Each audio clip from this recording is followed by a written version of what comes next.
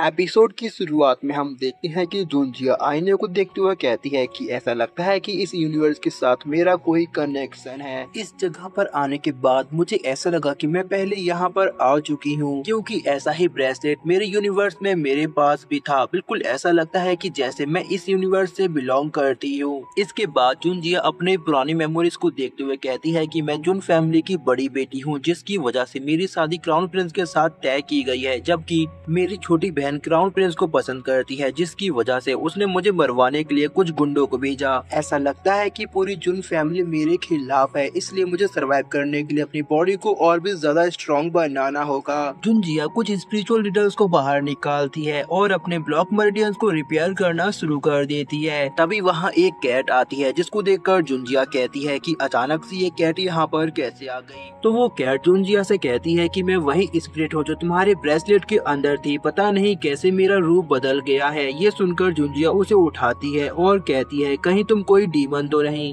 तो वो कैट जुंजिया से कहती है मुझे खुद इसके बारे में कुछ नहीं पता, हो सकता है तुम्हारी कल्टीवेशन बढ़ने के साथ ही मेरी पावर्स भी बढ़ रही हैं। इसके बाद हमारा सीन कट होता है और हम एक एनर्जी को देखते हैं जो कि जुंजिया के कमरे में चली जाती है। तभी हम जुंजिया को देखते हैं जो अपने बेड पर सो रही थी और मिंग्यू भी उसके बेड पर लेटा हुआ था। जैसे ही जुंजिया की आँख खुलती है तो वो अपने बेड पर मिंग्यू को देखकर काफी हैरान होती है और उससे पूछती है कि तुम यहाँ पर क्या कर रही हो। तो मिंग्यू उसे बताता है कि तुम्हारे कमरे के बाहर कोई है। जुंजिया जैसे ही दरवाजा खोलती है तो वो देखती है कि बाहर एक सर्वेंट थी जो कि जुंजिया से माफी मांगती है और वो जुंजिया से कहती है कि मैं आपके लिए काम करना चाहती हूँ। लेकिन जुंजिया उसके झांसे में नहीं आती। उसे पता था कि ये उसकी हाउसकीपर ने उस पर नजर रखने के लिए भेजी है। तभी हम उस सर्वेंट को देखते हैं जो कि सोच रही थी कि अगर मिस जुंजिया ने मुझे अपने साथ काम पर नहीं रखा तो हाउसकीपर मुझे जान से मार देगा। वो जुंजिया के सामने गिड़गिड़ाती है और कहती है कि मैं आपके घर को कभी नहीं जलाना चाहती थी, वो सब तो मिस क्विंगयू ने कराया था, मेरे हाथ में कुछ भी नहीं था। तभी जुंजिया उसे एक पिल खाने को देती है और कहती है कि अगर तुम मेरे साथ काम करना चाहती हो तो तुम्हें ये पिल खानी होगी। वो सर्वेंट जुंजिया से पूछती है कि ये पिल किस चीज की है, तो जुंजिया उसे बताती है कि ये एक पॉइजन है, अगर तुम मेरी बात मानोगी तो ये पॉइजन तुम पर असर नहीं करेगा, लेकिन अगर तुमने मेरी बात नहीं मानी तो ये पॉइजन तुम्हें तुरंत ही मार देगा। अगर तुम मेरे साथ काम करना चाहती हो तो तुम्हें ये पिल खानी पड़ेगी। ये सुनकर वो सर्वेंट सीधा उस पिल को खा जाती है, जिसके बाद वो पूरी तरह से जुंजिया के कंट्रोल में आ जाती है। तभी वहाँ पर मिंग्यू आता है जो कि उसे कहता है कि तुम इसे फिर से अपने साथ काम पर क्यों रख रही हो, अगर इसने दोबारा तुम्हें धोखा दिया तो तुम क्या करोगी। जुंजिया कहती है मेरी पिल कभी मुझे धोखा नहीं देती, अब ये सर्वेंट पूरी तरह से मेरे कंट्रोल में है। जिसके बाद जुंजिया उसे अपने लिए मेडिसिनल बात तैयार करने को कहती है। तभी हमारा सीन कट होता है और हम देखते हैं कि जुंजिया अपने मेडिसिनल बात में अपनी बॉडी को हील कर रही थी। इसके बाद हमारा सीन नेक्स्ट डे मॉर्निंग में कट होता है, जहां हम हाउसकीपर को देखते हैं जो कि फैमिली हाउस में आता है। तभी वो अपने सामने जुंजिया को बैठा हुआ देखता है। वो जुंजिया से पूछता है कि मिस आप यहाँ क्या कर रही हैं। तो जुंजिया वहाँ से कुछ पैसे निकालती है और कहती है कि लगता है तुम्हारे पास काफी ज्यादा पैसे हैं, वैसे भी ये सारे पैसे मेरे ही हैं, इसीलिए मैं इन सभी को ले जा रही हूँ। ये सुनकर हाउसकीपर को जरा भी अच्छा नहीं लगता, लेकिन वो जुंजिया के सामने कुछ भी नहीं कह सकता था। तभी जुंजिया अपनी पावर को रिलीज करती है और कहती है तुम्हें कोई प्रॉब्लम है। जुंजिया की पावर्स को देखकर हाउसकीपर काफी डर जाता है और वो कहता है कि मुझे कोई प्रॉब्लम नहीं है। तभी जुंजिया वहाँ से जाने लगती है, लेकिन तभी वो रुकती है और हाउसकीपर से कहती है लगता है कि तुम अपने मैनर्स भूल चुके हो। ये सुनकर हाउसकीपर जुंजिया को ग्रीट करता है। जुंजिया उसे कहती है दोबारा तुम्हें इसके बारे में याद ना दिलानी पड़े, वरना मैं तुम्हारे पैरों को तोड़ दूंगी। जुंजिया के जाते ही वो हाउसकीपर जमीन पर गिर जाता है। उसका अटेंडेंट उसे संभालता है। हाउसकीपर कहता है जुंजिया मैं तुमसे अपनी बेइज्जती का बदला जरूर लूंगा। इसके बाद हमारा सीन कट होता है और हम देखते हैं कि जुंजिया मार्केट में घूम रही थी, जहाँ पर कुछ लोग सर्कस दिखा रहे थे। तभी वहाँ पर स्पिरिचुअल रेन की बारिश शुरू हो जाती है, जो देखकर सभी लोग काफी ज्यादा खुश हो जाते हैं। कुछ लोग स्पिरिचुअल वाटर को कलेक्ट कर रहे थे और कुछ लोग बारिश में ही नहा रहे थे। ये सब देखकर जुंजिया कहती है सच में ये पूरी तरह से एक फेयरी फैंटेसी वर्ल्ड है। अगले सीन में हम देखते हैं कि जुनजिया अपने कमरे में कल्टीवेशन से रिलेटेड किताबें पढ़ रही थी, जहाँ पर उसे पता चलता है कि इमोरल कल्टीवेटर्स की लाइफ अनलिमिटेड है, मतलब कि वो लोग कभी नहीं मरते और उनकी बॉडी कभी खराब नहीं होती। लेकिन इस वर्ल्ड का मेडिकल नॉलेज काफी ज्यादा खराब है, जिसकी वजह से यहाँ के लोग बहुत ही मामूली बीमारियों से मर जाते हैं। जैसे कि उन लोगों ने जुनजिया को ट्रेस समझा था, जबकि उसकी बॉडी के स्पिरिचुअल मेरिडियंस को ब्लॉक किया गया था। तभी वही कैट वहाँ पर आती है, जो कि जुनजिया से पूछती है कि तुम्हारी मेडिकल नॉलेज कैसी है। तो जुनजिया मुस्कुराती हुई बताती है कि शायद इस पूरे वर्ल्ड में मेरी नॉलेज के बराबरी कोई भी नहीं कर सकता।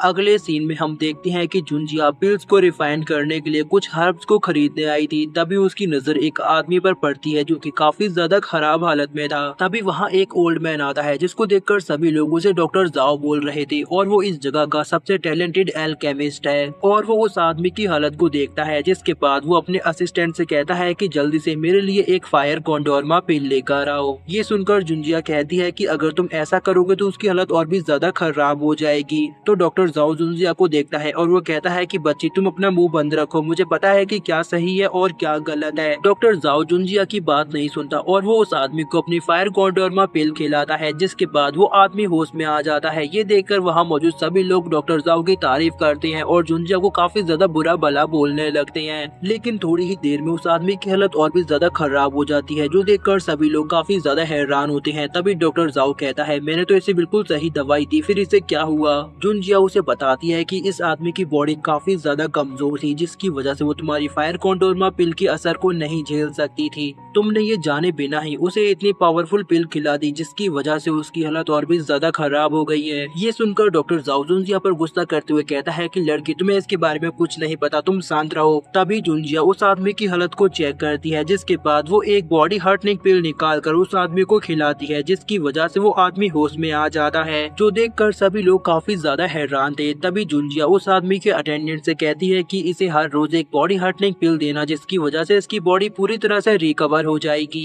जो सुनकर वो आदमी कहता है कि मैंने इस पिल के बारे में कभी नहीं सुना। तो जुनजिया उसे एक पर्ची पर पिल की रेसिपी लिख कर देती है। ये देखकर वो आदमी कहता है कि एक एल्केमिस्ट के लिए उसकी पिल रेसिपी काफी ज्यादा जरूरी चीज होती है। मैं तुमसे इतनी कीमती चीज फ्री में नहीं ले सकता, मुझे बताओ कि मैं तुम्हारे लिए क्या कर सकता हूँ। तुम जो भी चाहो मैं तुम्हें वो खरीद कर दे सकता हूँ, मेरे पास बहुत पैसा है। तो जुनजिया उसे कहती है कि मुझे कुछ भी नहीं चाहिए। इतना कहते ही वो वहाँ से जाने लगती है, लेकिन तभी वो आदमी जुनजिया को रोकता है और उससे पूछता है कि तुम्हारा नाम क्या है। जुनजिया उसे अपना नाम बताती है, जो सुनकर वहाँ मौजूद कुछ लोग कहते हैं कि क्या ये वही जुन फैमिली की ड्रेस है। जैसे ही जुनजिया ये सुनती है तो वो उन्हें काफी जोरदार पंच मारती है, जिसके बाद वो आदमी जुनजिया से कहता है कि मैं तुम्हारे लिए कुछ करना चाहता हूँ। इसके बाद वो जुनजिया को एक टैबलेट देता है और उसे बताता है कि अगर तुम कभी कैपिटल में आओ तो ये टैबलेट किसी को भी दिखा देना, वो तुम्हें मेरे पास ले आएगा। जुनजिया उसे अपने पास रख लेती है। तभी वो आदमी जुनजिया को कुछ मेडिकल हर्ब्स भी देता है। जुनजिया उन सभी को अपने पास रख लेती है, जिसके बाद वो वहाँ से निकल जाती है। तभी वहाँ पर डॉक्टर जाओ आता है, जो उस आदमी से पूछता है कि वो लड़की कहाँ गई, मैं उसे अपना असिस्टेंट बनाना चाहता हूँ। तो वो आदमी डॉक्टर जाओ से कहता है कि उस लड़की का मेडिकल नॉलेज तुमसे कहीं ज्यादा है, बल्कि तुम तो उसके असिस्टेंट बनने लायक भी नहीं हो, बड़े है उसे अपना असिस्टेंट बनाने वाले। इतना कहते ही वो आदमी भी अपने अटेंडेंट के साथ वहाँ से निकल जाता है। तभी डॉक्टर जाओ अपने असिस्टेंट से कहता है कि जल्दी जाकर उस लड़की की बॉडी हार्टनिंग पिल की रेसिपी चुरा कर लाओ, मुझे वो चाहिए।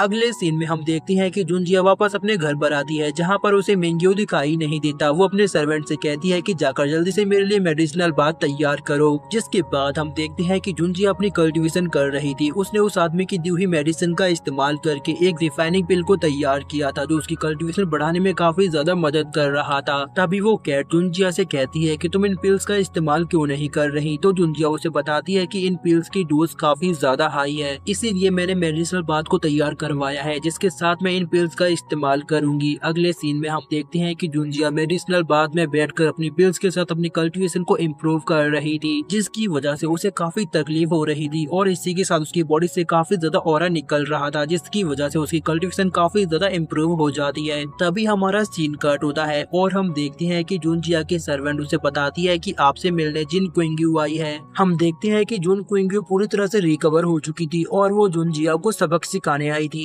तभी जुनजिया उसके सिर पर अपनी स्पिरिचुअल पावर से हमला करती है, जिसकी वजह से जुन कुइंगयू जमीन पर गिर जाती है। ये देखकर उसकी सर्वेंट अपने बाकी साथियों से जुनजिया पर हमला करने को कहती है। ये देखकर जुनजिया की कैट को काफी ज्यादा गुस्सा आता है। वो एक साथ उन सभी सर्वेंट्स को ढेर कर देती है, जो देखकर जुनजिया उसे कहती है कि तुमने काफी अच्छा काम किया। ये देखकर उसकी मेड जुनजिया पर हमला करती है, लेकिन जुनजिया उसे पकड़कर उसके सभी मेरिडियंस को ब्लॉक कर देती है, जो देखकर जुन कुइंगयू काफी ज्यादा हैरान होती है। जुनजिया जुन कुइंगयू के पास आती है और उसे गर्दन से उठाकर कहती है कि लगता है तुमने अपना सबक अभी तक नहीं सीखा। इस बार वो उसे अपने खंजर से स्टैब करती है, जिसके बाद वो उसे जमीन पर फेंक देती है और अपने सर्वेंट से कहती है कि ले जाकर इसे इसके फादर के सामने फेंक दो और उसे वार्निंग देना कि अगर उसने दोबारा मेरे साथ कुछ करने की कोशिश की तो इस बार उसकी हालत और भी ज्यादा खराब होगी। इसके बाद जुनजिया वहाँ मौजूद सभी डेड बॉडीज को डिसॉल्व करने लगती है। तभी उसके पास कैट आती है, जिसके पास एक बैग था। जुनजिया उसे खोलकर देखती है तो उसके अंदर स्पिरिचुअल स्टोन थे, जिनके अंदर हेवन एंड अर्थ की एनर्जी मौजूद होती है, लेकिन इनका इस्तेमाल करने से पहले इन्हें रिफाइन करना पड़ता है, जिसके बाद इनके अंदर मौजूद एनर्जी को एब्जॉर्ब किया जा सकता है, लेकिन इनकी क्वांटिटी काफी ज्यादा कम है। तभी कैट को याद आता है कि कैपिटल में एक ऑक्शन हाउस है, जहाँ पर काफी सारे स्पिरिचुअल ट्रेजर और आर्टिफैक्ट को रखा जाता है। वहाँ से जुनजिया अपने लिए कोई भी आर्टिफैक्ट या ट्रेजर खरीद सकती है। ये सुनकर जुनजिया वहाँ जाने का डिसाइड करती है। इसके बाद हमारा सीन कट होता है और हम हाउसकीपर को देखते हैं, जो अपनी बेटी जुन कुइंगयू को देखकर काफी ज्यादा उदास था।